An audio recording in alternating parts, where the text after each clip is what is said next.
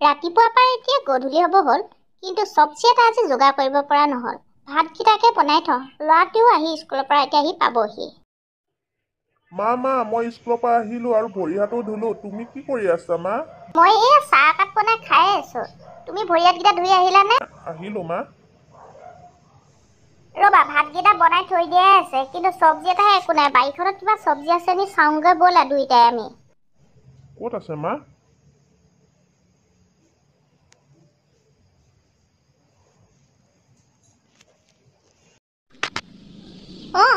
পালো। হৈয়া চোৱা, কলগছত সেয়া কি লাগি আছে?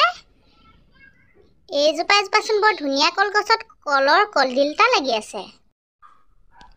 ফালে চোৱা, তোমাৰ দেউতাৰ চাগে খবৰেই নাই। গছজোপাত দেখিছেনে কল ওলায়ো কলডিল খাব পৰা হৈ আছে।